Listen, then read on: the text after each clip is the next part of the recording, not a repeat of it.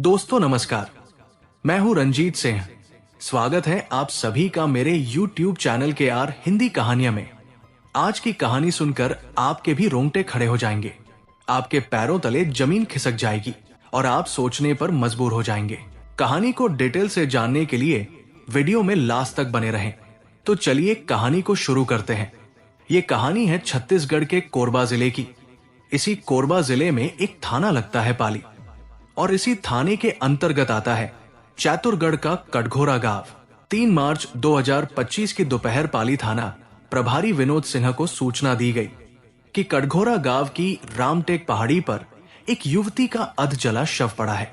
ये सूचना गांव के एक व्यक्ति ने दी थी जो सुबह लकड़ियां लेने जंगल गया था। उसी ने शव देखा और पाली थाने को बताया। सूचना मिलते ही टीआई विनोद सिंह अपनी टीम के साथ घटना स्थल पर पहुंचे और जांच की। जांच में पता चला कि युवती की उम्र करीब 22 से 25 साल के बीच थी। उसका शव निर्वस्त्र और अधजली हालत में जंगल में पड़ा था। शव सड़ चुका था, जिससे अनुमान लगाया गया कि उसकी हत्या 5 से 7 दिन पहले की गई थी।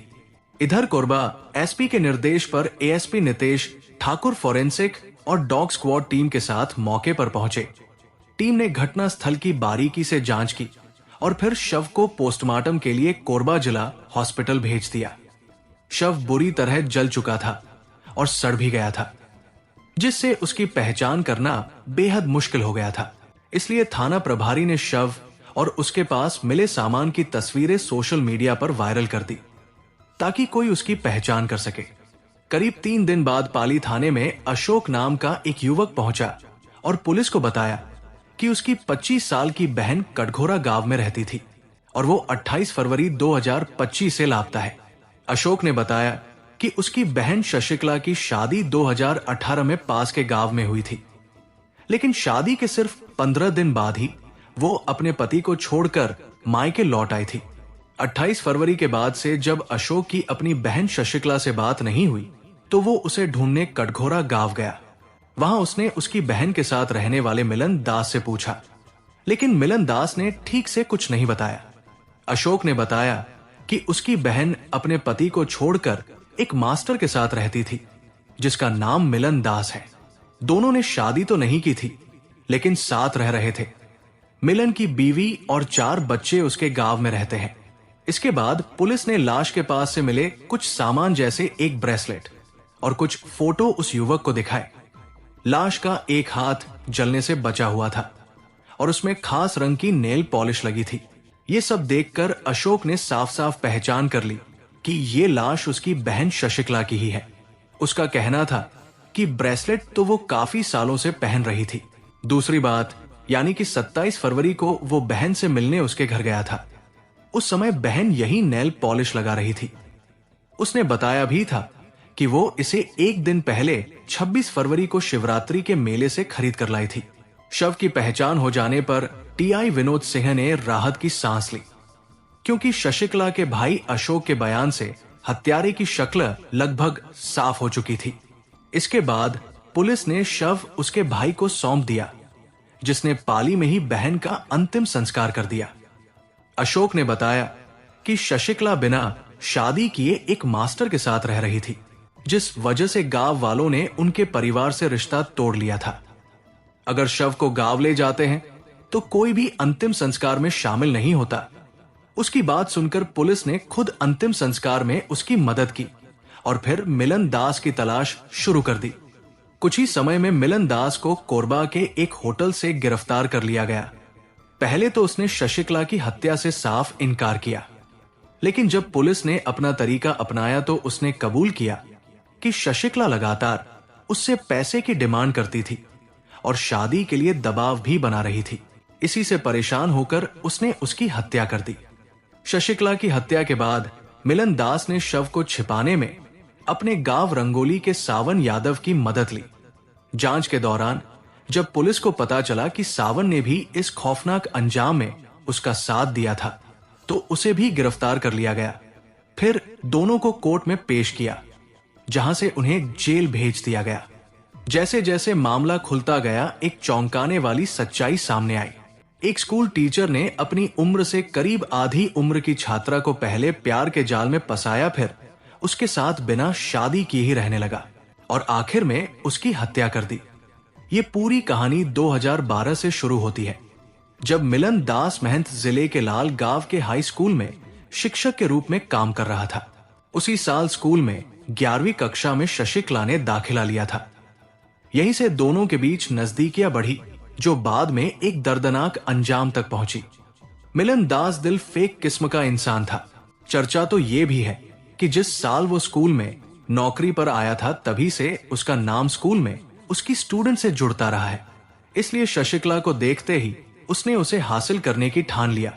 मिलन दास, जो उस समय शशिकला से लगभग 2 गुनी उम्र का यानी 32 साल का था और पहले से ही शादीशुदा था। उसकी पत्नी रंगोली गांव में रहती थी। लाल गांव में मिलन दास किराए के कमरे में अकेला रहता था। संयोग से शशिकला के घर का रास्ता इस कमरे के सामने से होकर गुजरता था। यही वजह थी कि मिलन दास हर सुबह तैयार होकर खिड़की पर खड़ा हो जाता और शशिकला का इंतजार करने लगता। जैसे ही शशिकला उसके घर के पास से गुजरती, वो भी तुरंत बाहर निकल आता और स्कूल के लिए रवाना हो जाता। कुछ ही दिनों में ये रोज का सिलसिला बन गया और फिर मिलन दास ने शशिकला के साथ ही स्कूल जाना शुरू कर दिया। इस तरह मिलन दास धीरे धीरे शशिकला के चारों ओर अपना जाल बुनने लगा। एक दिन जब शशिकला स्कूल आते समय मिलन दास के कमरे के पास से गुजर रही थी, तो उसने शशिकला को दरवाजे पर खड़े होकर अंदर आने के लिए कहा। शशिकला, जो अब मिलन दास को अपना दोस्त मानने लगी थी, इसलिए वो मना नहीं कर सकी। वो एक बार मिलन दास के कमरे पर गई और फिर मिलन दास ने उसे बार बार कमरे के अंदर बुलाने के बहाने बनाने शुरू कर दिए। इसके 2 दिन बाद जब शशिकला फिर से मिलन दास के कमरे पर पहुंची, तो मिलन दास ने उसे बहुत सारी गलत बातें सिखाई। इसके बाद शशिकला भी अपनी मर्जी से मिलन दास के कमरे पर आने लगी। धीरे धीरे ये सिलसिला बढ़ने लगा और दोनों के बीच का रिश्ता और गहरा हो गया। इतना ही नहीं, घर में अकेली होने पर खुद शशिकला ने मिलन दास को फोन कर अपने घर में मिलने के लिए बुलाना शुरू कर दिया। जल्द ही शशिकला को शारीरिक सुख की लत लग गई, तो वो कई बार मिलन दास के कहने पर स्कूल के किसी खाली कमरे में भी उससे मिलने के लिए तैयार रहने लगी। ये सब 2 साल तक चलता रहा, जिसके बाद 12वीं की परीक्षा पास कर शशिकला स्कूल छोड़कर कॉलेज में पढ़ने जाने लगी। लेकिन मिलन दास के साथ उसके रिश्ते पहले की तरह लगातार बने रहे। देह सुख की चाहत में कभी वो मिलन दास के कमरे पर आ जाती, तो कभी मिलन दास रानी के घर पहुंच जाता। इस दौरान मिलन दास ने शशिकला के परिवार से भी नजदीकी बना ली थी। वो अक्सर उनके घर आता जाता रहा और शशिकला के माता पिता यही सोचते रहे कि मास्टर साहब सिर्फ उनकी बेटी की पढ़ाई में मदद कर रहे हैं। वो उसे एक अच्छे शिक्षक के रूप में देखते थे, बिना ये जाने कि उनके बीच कुछ चल रहा था। 3 साल बाद जब शशिकला की डिग्री की पढ़ाई पूरी हो गई, तो मिलन दास के कहने पर शशिकला ने अपने परिवार से पीजी करने की जिद करना शुरू कर दिया। लेकिन उसके पिता ने साफ कह दिया कि अब वो शशिकला को आगे पढ़ाने के बजाय उसकी शादी करेंगे। इस पर मिलन दास ने दिखावे के लिए शशिकला के पिता की बात का समर्थन किया और अपनी पहचान के एक लड़के को शशिकला के लिए रिश्ता बताया। संयोग से शशिकला के पिता को वो रिश्ता पसंद आ गया और 2018 की शुरुआत में शशिकला की शादी कर दी गई। शशिकला के पिता को इस बात पर शक होने लगा था कि उनकी बेटी इतनी खुलकर मास्टर साहब से बात करती है, जिससे उनके रिश्ते पर सवाल उठने लगे थे। इसलिए जब शशिकला की शादी तय हुई, तो उन्होंने राहत की सांस ली, ये सोचकर कि अब उनकी बेटी का ध्यान शादी में लग जाएगा। लेकिन उन्हें यह नहीं पता था कि शशिकला का शादी के लिए राजी हो जाना खुद उसकी और मिलन दास की एक साजिश थी। असल में मिलन दास ने ही शशिकला को शादी करने के लिए कहा था। उसने कहा था, अगर तुम शादी से मना करोगी तो तुम्हारे पिता हमारे ऊपर शक करने लगेंगे और फिर हमारा मिलना जुलना बंद हो जाएगा। इसलिए तुम शादी कर लो और कुछ दिनों में ही अपने पति को छोड़कर वापस आ जाना। इससे तुम्हारे पिता को लगेगा कि तुमने शादी कर ली और उनका दबाव कम हो जाएगा और फिर हम पहले की तरह आराम से मिल पाएंगे। शशिकला ने अपने प्रेमी शिक्षक मिलन दास की बात मान ली और शादी कर ली। लेकिन शादी के बाद 15 दिन तक उसने अपने पति को पास नहीं आने दिया। फिर 16वें दिन उसने ससुराल छोड़कर मायके आकर यह साफ कह दिया कि अब वो कभी भी पति के घर नहीं जाएगी। शशिकला के पिता को यह सुनकर चिंता हुई तो उन्होंने शशिकला के ससुराल वालों से बात की। वहां से जो जानकारी मिली उसे सुनकर उन्हें एहसास हुआ कि वो धोखा खा गए थे। इसके बाद शशिकला के पिता ने उसे मिलन दास के घर जाने से मना कर दिया। कुछ दिन बाद मिलन दास के कहने पर शशिकला ने अपना घर छोड़ दिया और एनटीपीसी जमुनी पाली में मिलन दास द्वारा दिलवाए गए किराए के मकान में रहने लगी। शशिकला जब घर से आजाद हो गई तो मिलन दास उसके पास जमुनी पाली के मकान पर मिलने आने लगा। लोग जानते थे कि मिलन दास पहले शशिकला का शिक्षक था, इसलिए जब उसकी बदनामी होने लगी तो दूसरे शिक्षकों ने उसे सलाह दी कि वो अपनी इज्जत और पद का ध्यान रखे। इसके बाद मिलन दास ने जमुनी पाली छोड़ दी और शशिकला को लेकर कटघोरा में रहने आ गया। कटघोरा में दोनों खुलकर लिव इन रिलेशन में रहने लगे।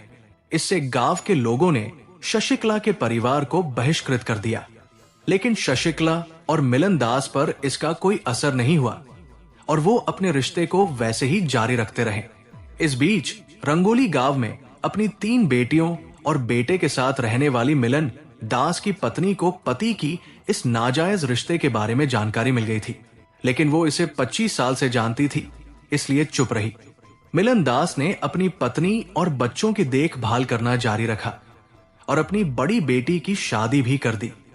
हालांकि शशिकला को यह पसंद नहीं था कि मिलन दास अपनी पत्नी और बच्चों पर कमाई खर्च करे।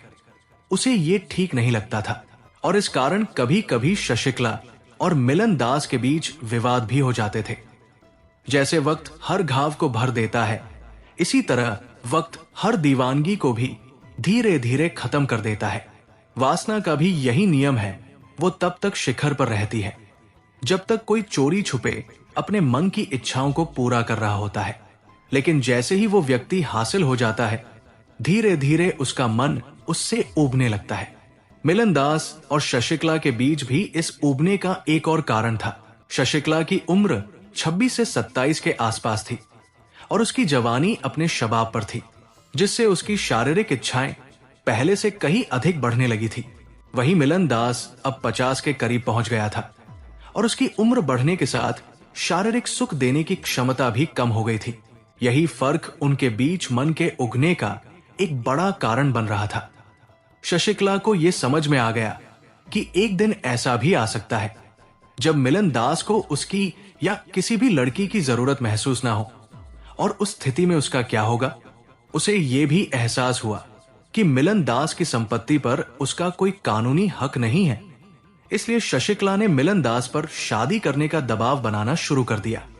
मिलन दास ने कभी भी शशिकला के साथ शादी करने का नहीं सोचा था। जब उसने इस बारे में दबाव डाला तो शशिकला ने यह तय किया कि वो किसी न किसी तरीके से मिलन के बच्चे की मां बन जाएगी। तो उसका मानना था कि ऐसा करने से मिलन दास मजबूरी में उसे अपनी जायदाद का हिस्सा देना पड़ेगा। मिलन दास ने दुनिया देखी थी, इसलिए जब उसे शशिकला के इरादे समझ में आए तो वो भविष्य में आने वाली परेशानियों को लेकर चिंतित रहने लगा। उसे डर था कि अगर उसने शशिकला पर ध्यान नहीं दिया तो वो उसे बलात्कार के आरोप में भी फंसा सकती है। जवानी की वो गलती अब उसे भारी पड़ने लगी थी। एक और जहां उसके अपने बच्चों के बड़े होने के साथ खर्च बढ़ रहा था, वहीं शशिकला भी मिलन दास से अब हर महीने बड़ी रकम की मांग करने लगी थी। इससे दोनों के बीच विवाद और भी बढ़ने लगा। शशिकला के परिवार का मायके के गांव वालों ने बहिष्कार कर दिया था, लेकिन उसका भाई कभी कभी उससे मिलने के लिए कटघोरा आता रहता था। 27 फरवरी 2025 को भी शशिकला का भाई उससे मिलने कटघोरा आया और उस दिन शशिकला शिवरात्रि के मेले से लाया हुआ नया नेल पॉलिश लगा रही थी। अगले दिन शाम को शशिकला ने मिलन दास से खर्च के लिए पैसे मांगे, लेकिन मिलन दास ने उसे पैसे देने से साफ मना कर दिया। इस पर दोनों के बीच विवाद बढ़ गया और अंत में मिलन दास ने एक खौफनाक अंजाम देने का फैसला कर लिया। उसने गला दबाकर शशिकला की हत्या कर दी। उसके बाद शव को जंगल में ले जाकर उस पर पेट्रोल डालकर जला दिया। हालांकि 10 दिन बाद शव की शिनाख्त हो गई और शशिकला की हत्या के बाद उसे लिव इन रिलेशन में रखने वाला, अपनी स्टूडेंट को गलत राह सिखाने वाला और अपनी बुरी आदतों के कारण कलयुगी शिक्षक समझा जाने वाला मिलन दास और उसका दोस्त पुलिस के हाथों गिरफ्तार हो गए और सलाखों के पीछे भेज दिए गए। दोस्तों, इस कहानी को सुनाने का उद्देश्य किसी का दिल दुखाना नहीं है, किसी को परेशान करना नहीं है, बल्कि आपको जागरूक करना है और आपको सचेत करना है, ताकि आप लोग सतर्क रहें और सावधान रहें। तो दोस्तों, कैसी लगी ये स्टोरी कमेंट जरूर करें, वीडियो को लाइक करें और अपने दोस्तों को शेयर भी करें। और आपसे गुजारिश है कि मेरे चैनल को सब्सक्राइब जरूर करें और कमेंट बॉक्स में अपना नाम और कहां से देख रहे हैं, अपने शहर का नाम जरूर लिखिएगा। फिर मिलेंगे ऐसी ही किसी सच्ची स्टोरी के साथ। तब तक के लिए धन्यवाद।